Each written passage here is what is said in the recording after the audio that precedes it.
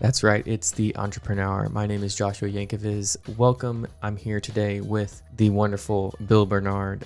It's a pleasure to be here. Yeah, let's see.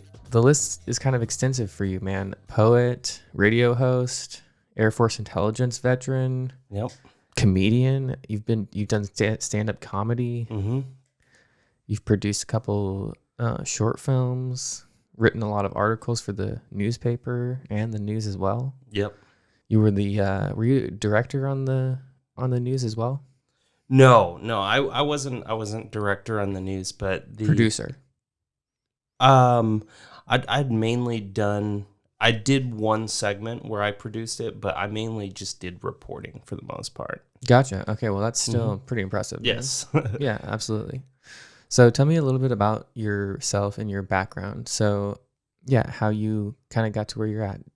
So, obviously, I had been born in '92.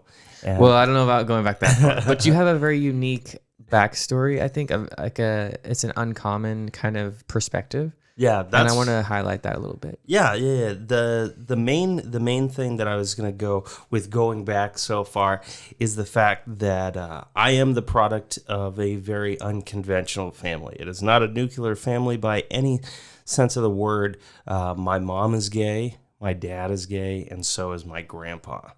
And a lot of questions from the beginning were, how did you come to be? How is this possible? I can tell you that it's possible because there was a lot of love, and because of the fact that I was an only child, there was a lot of attention that was invested in me. And I feel like for the most part, I turned out pretty good. But in terms of where I had gone and where my background first began, I got into the military in 2011. And I had been stationed to McConnell Air Force Base in Wichita, Kansas. And I was there for quite a while. And then I went on a deployment to Germany for about 7 months. And while I was there, I really started to, I guess, have an entrepreneur's mindset of wanting to work for myself.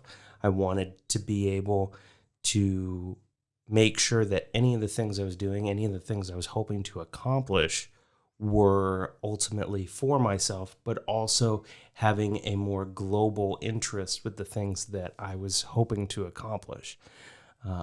Because I just got to a certain point, because I was by myself so often, where I was like, I want to see what I'm capable of. I want to see what I can do. And I feel like more so than anything, when I had been there, I started to think, there might be a life after the military. Yeah. And that led you to school, to university. Yeah. I can say one of the few things I'm thankful for from my ex-girlfriend was that she had convinced me to go to K-State, which I'll be graduating here from in December. Awesome. God willing. Right. Yeah. Yeah. It's kind of interesting. Your senior year and COVID. Yes, it's been a journey, to say the least. Yeah. Cool. Well, I'm happy for you. Congratulations. Thank you. Yeah, Thank absolutely. Let's see. So that's an awesome and interesting, like I said, background, a unique perspective that gives you a lot of insight that is a little bit uncommon. Yeah. So I know you've also done like some Uber and Lyft, and I mean, so you are doing a lot. You've done a lot, and that's pretty awesome. Yes, I have definitely done a lot in a very short span of time, and I feel like being a little bit older and not being involved in so many extracurriculars for the university, I'm able to do a lot more things for myself. And absolutely. So that's where the point of Uber and Lyft comes in, because I wanted to find an easy enough job to do that would utilize the skill set I already had, as well as giving me a chance to talk to people, since I like doing it so much. Right. Yeah. Human connection. Yeah. That's everything. It's one of my must-haves. For sure. So having done all this stuff and tried all these different things, how do you define success? I would be remiss to not say that sometimes I can be feeling as though I have a little bit of imposter syndrome, as well as perhaps even thinking about moments where I may not be as confident in myself Yeah, as, I definitely know that struggle. yeah, like how I would measure success though as a metric is when you stop worrying and you start doing. Mm-hmm. So It's the actions. yeah, you stop thinking about these hypotheticals, because a lot of people live in the future. They don't live in the present to actually accomplish the things that they want to. And I'm even guilty of this sometimes. But I'd say success is measured in what you are doing instead of what you are worrying about. That's good. I like that. Yeah. Really good. Yeah, I like to think of it like when you have a vision in mind and you're actively moving towards that, actively as in you're taking actions, you can't go wrong, and that's success to me. So that's really cool. It's paraphrasing kind of what you said exactly. Mm-hmm. Really cool. So going into more of like a topic on success, I think a big part of that is self-awareness. Sure. What does that mean to you, or how would you rate the importance of self-awareness? Well, I'll just address the first part. Yeah, sorry, I kind of threw it out there in two No, ways. no. Self-awareness is being able to recognize your shortcomings, your shortfalls, and not letting them hold control of you.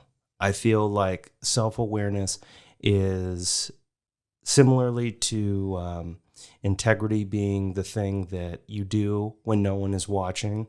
I feel like self-awareness is the thing that you do to rectify and be aware of things about yourself without someone having to tell you. It's not gloating or thinking about how great you are. It's realizing these are issues I have, and I need to work around these issues, and I need to acknowledge them and use them as a means of motivating myself to overcome things that I might have challenges with. And in terms of how important self-awareness is, I feel as though it is very important as part of a tool of development. Because if you are getting stagnant or you're regressing from where you once were, that might be because you're not taking the time to actively evaluate what you're doing.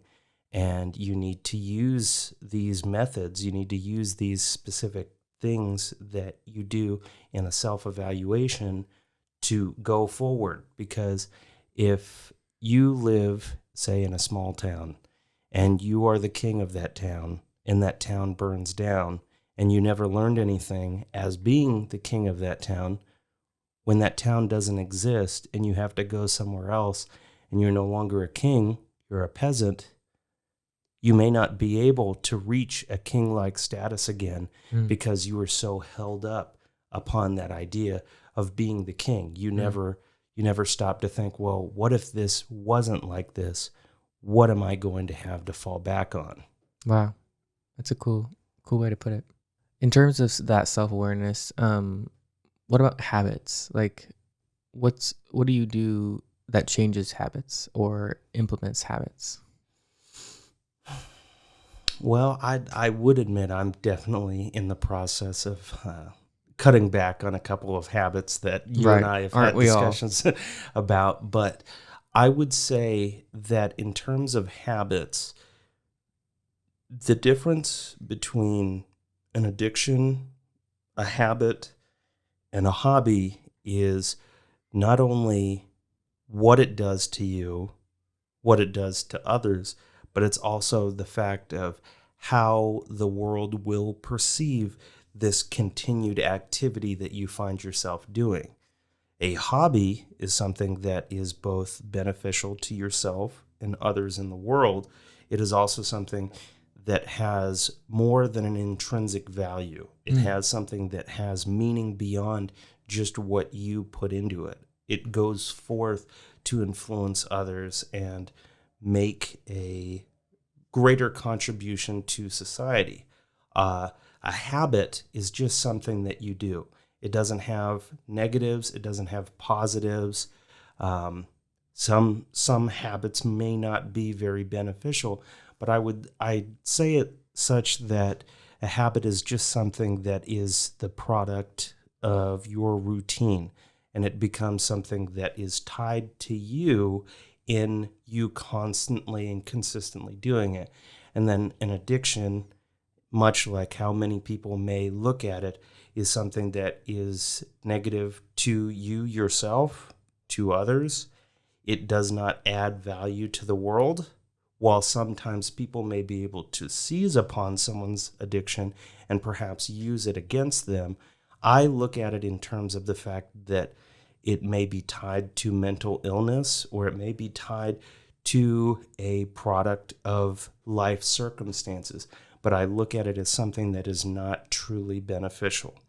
And I think sometimes people will use their addictions as a means of perhaps a crutch, or perhaps something that will make them have a safety net, because they may not have gotten to that self-evaluation point in realizing, hey, maybe I need to not do this. And so when I think about it, that's how I look at all three of those. Interesting. Yeah. Wow. It's a lot to unpack there if we wanted to. Yes. Yeah. I definitely have a lot to say, I suppose. Well, I appreciate that. It's always a pleasure having conversations with you, because you have perspectives on a lot of things. And so I really appreciate you coming on the show and sharing some of those with me and the listeners as well. I hope that, they get some value out of the things that we are talking about. Yeah.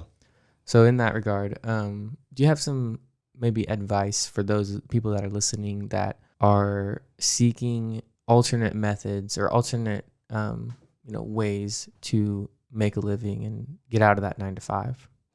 I think it's a multi-step process. The first step is when you have a moment where you're not caught up in things that you have offered up, you should take a time to think about what it is that you're particularly good at.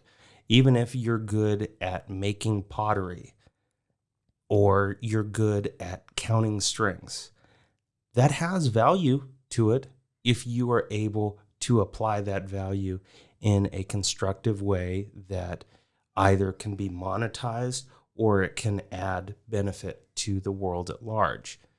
Now, my specific thing that I would say next as a step when it comes to wanting to be an entrepreneur is going and looking at people who are similar or have similar interests to what you have, and modeling what you attempt to do off of them, and then adding in specific elements that are unique to you.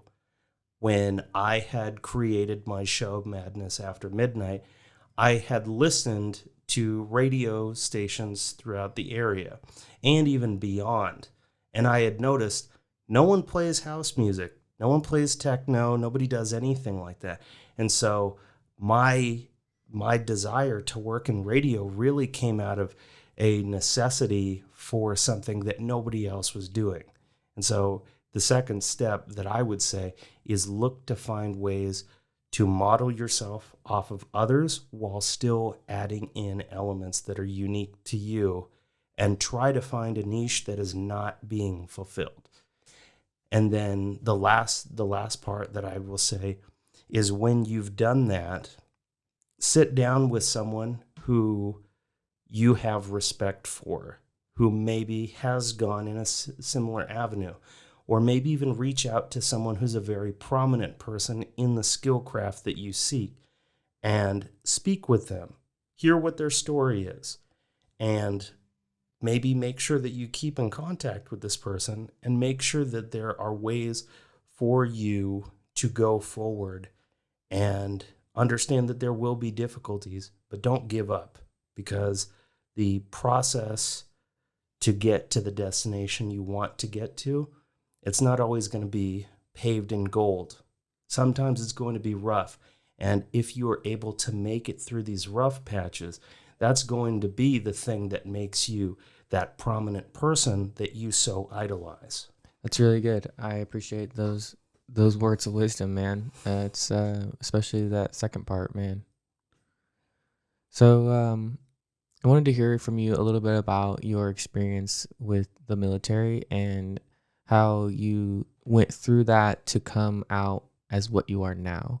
Because I think there's a lot of people that want to go on and do something bigger with their lives, but they are held back by circumstances, by, whatever it may be. They have a job already that they don't like, but they don't know how to stop doing that to do what they want. And I always go back to the point that you have to, first of all, want it bad enough. I've known people that have just cold turkey quit their jobs and took a leap of faith into the unknown. And some of them succeeded and some of them failed, but the ones that failed went on to do even bigger and better things later because they went and they took the chance. So for you have come from background in the military, and you've been very successful, in my opinion, from what I've seen you and how much you've grown since I met you. Can you tell me a little bit more about that? Well, I just want to first recognize that the fact that story about the person taking the leap of faith, even if they failed, they still ended up better. I think there's a lot of value in that, because when you're in profoundly difficult situations that you've never encountered, those are the true moments where you find out who you really are. And I think that every once and again, everybody needs to insert not chaos to the level of like Tyler Durden and the Fight Club, but more along the lines of people just need to break up their routines and take a moment to really look back and be like, this is what my life is. And if they don't like their life, maybe you need to do something to change it up. And dramatic efforts sometimes are what it takes. Not always, but sometimes. Now, focusing upon myself, when I think about my time in the military, I had left high school with a somewhat naive view where if I did well in school and I didn't get myself in trouble, college was a certain thing and I was going to be able to go for sure. Well, I woke up really in April and realized I don't have my life together. I need to make a decision. And I was looking at all of my options, and going into the military had proven to be really about the only option that I had. When I think about going through it and all aspects of what I would have to do, the biggest thing was in the military, I learned the means to be able to not only work for myself and start to get a more realistic view on what would be expected for me to succeed in life, but more along the lines of I had encountered many difficulties, but I think through self-preservation and perseverance and the means of recognizing that this isn't going to be forever if I don't choose it to be forever. Yeah, you recognize it's temporary. It's Yes. a season of life. Yeah. With that being said, the biggest thing is in the military, they tell you a number of times that if you get out, you're not going to do well. You're not going to be able to make it. Well, I had actively sought to prove that wrong. And I feel like in many regards I have.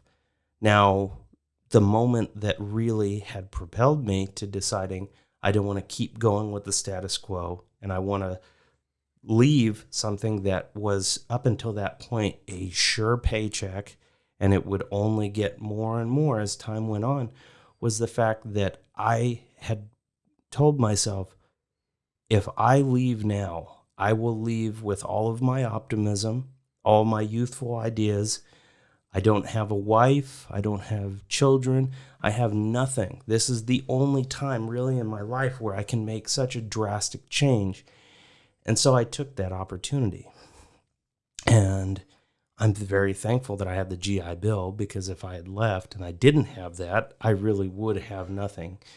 And I would have really gone back to square one. Whereas now I at least have a diploma that'll be coming my way and a bunch of experience through doing similar things as we're doing now that add value. And so to kind of go back to the original point that you had asked me, I would say that the military gave me the skills to be able to work on my own and really evaluate what I'm capable of.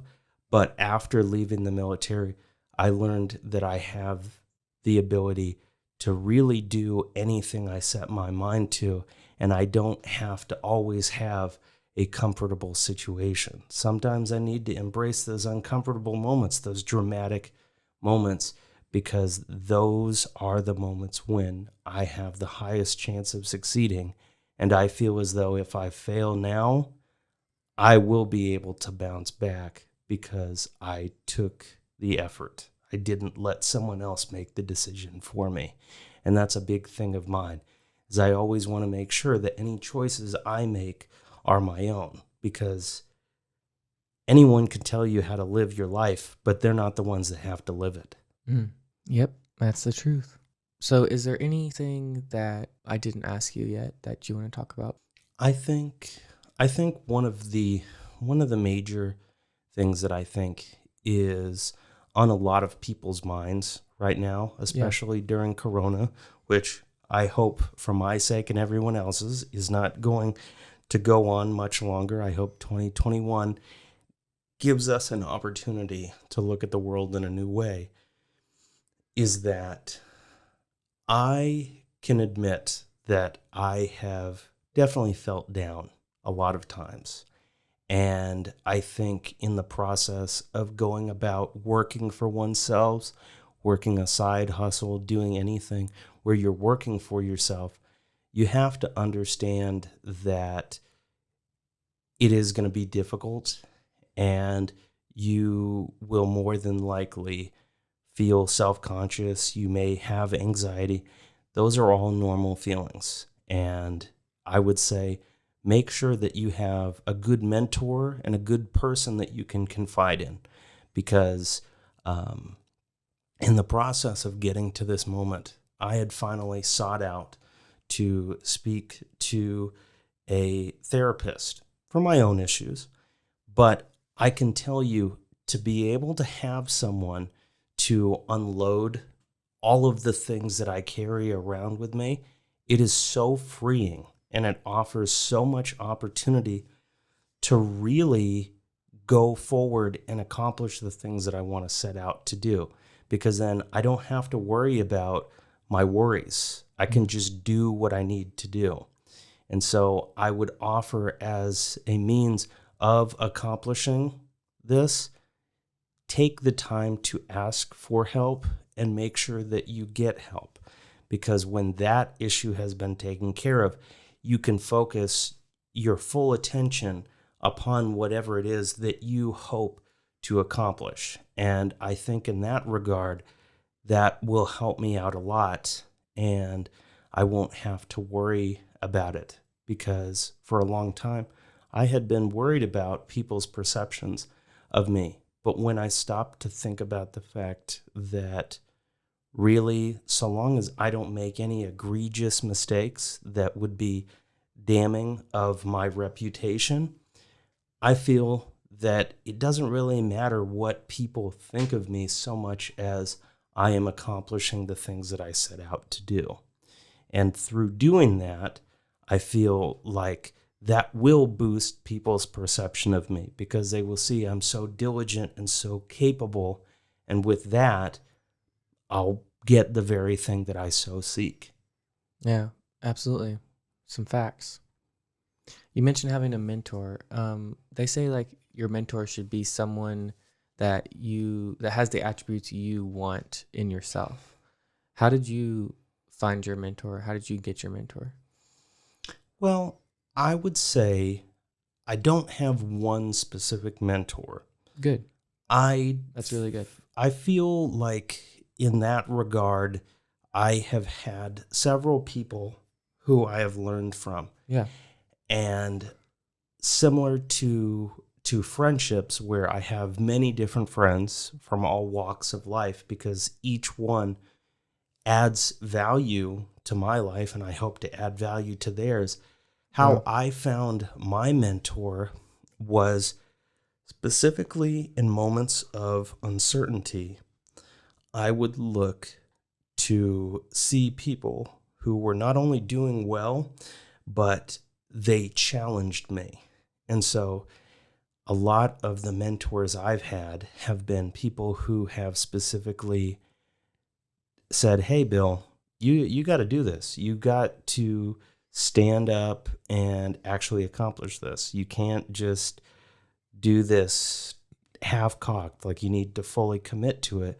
So I would say with my mentors, they have been people who not only do I idolize, but I can see myself as being if I actually rise to the occasion and do the things that they are asking of me. Mhm. That's how I would kind of describe how I found my mentors, is just people who challenged me and were people that I could see myself being one day. Yeah, I couldn't have said it better. That's kind of, I was trying to get at that too. For me, is like, it's not that I have one mentor. There's a handful of people that have been in my life, and even mentors that have come and gone that have impacted me in a big way.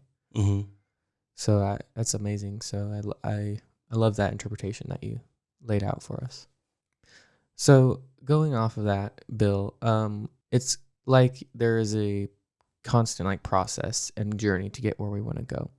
And people talk about loving the process. And we hear Gary Vee talking about loving the process, hmm and other notable speakers saying similar things. What does loving the process mean to you? I would I would say loving the process as a means of understanding what that would mean is not so much loving the struggle, it is embracing the struggle and using the lessons taught through it that add to the value of what you seek in your life. I think in many regards, what I get out from these struggles that I have is the fact that when it comes to the specific things that are ongoing, I think that loving the process would mean that you need to not run away from things.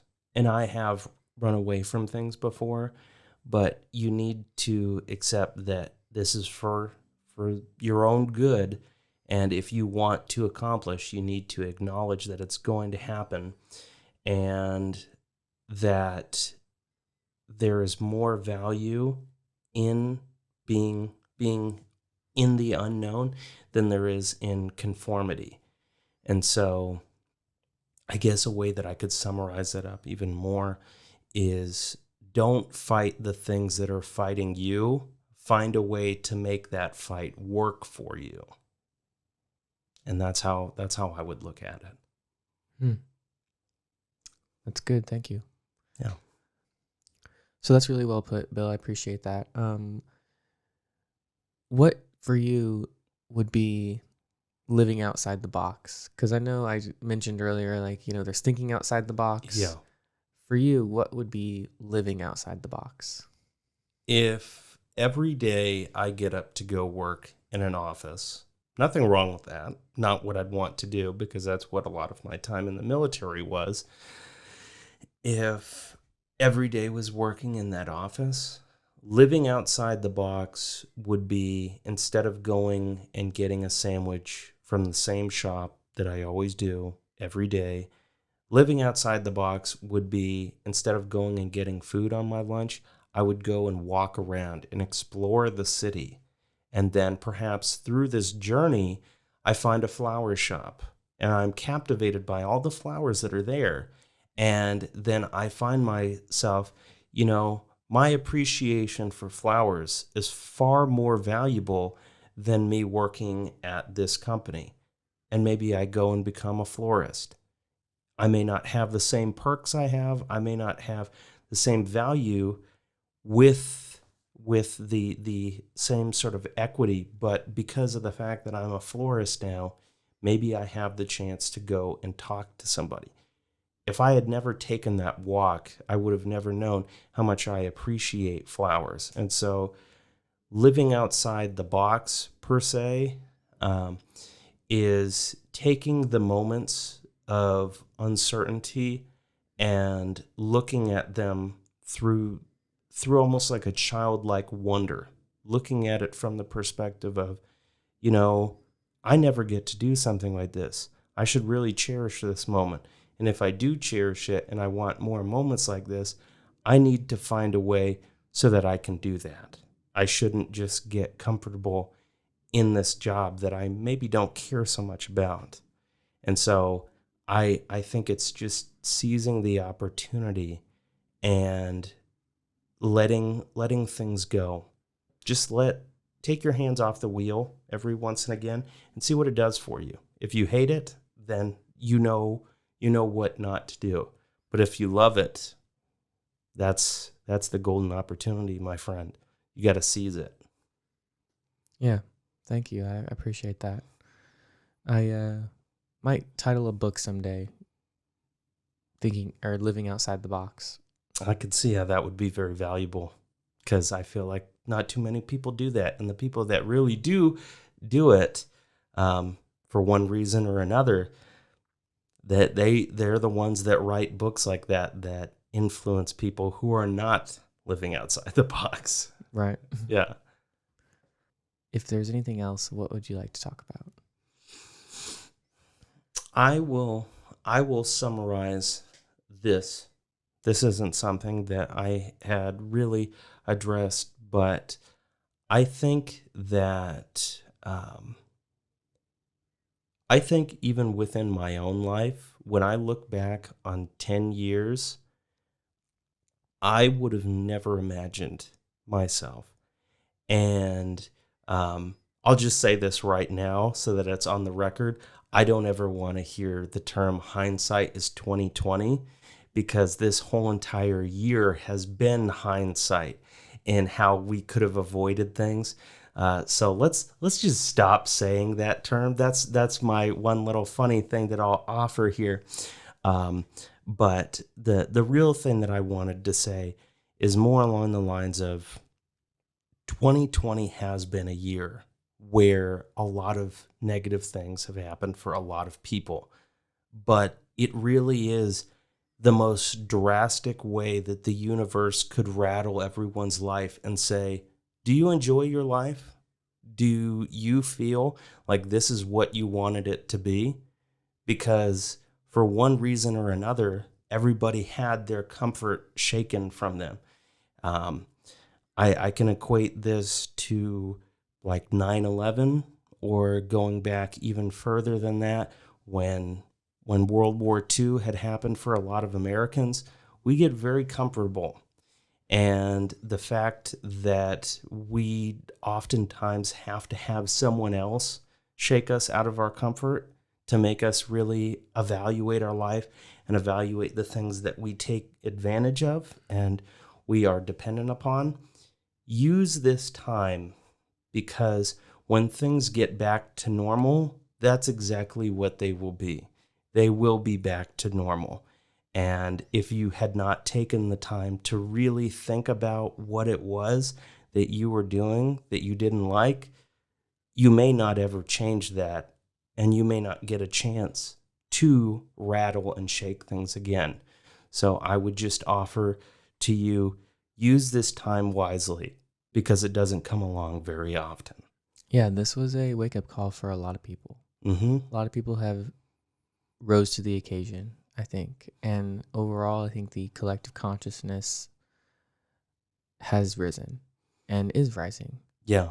And I think what makes this sort of podcast even more important is the fact that many businesses that were first time owned, they had failed.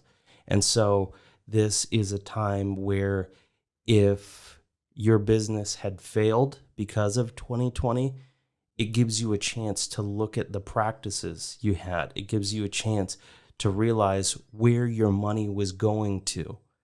And there are those that may seize upon these opportunities and become quite beneficial. Like they'll make a lot of money back. I think more so than anything, just take this time to think about it and use it beneficially because it doesn't always come around. Yeah, that's the facts. Yep. Well, Bill, thank you so much for being on the show today. I am eternally grateful for you and to you for coming out and spending your time with me and the insight that you've offered. I think it was really valuable. I think the listeners will find some value in it. I know I did, so I really appreciate you. Always, my friend. Always. You heard it here first. This is the Entrepreneur.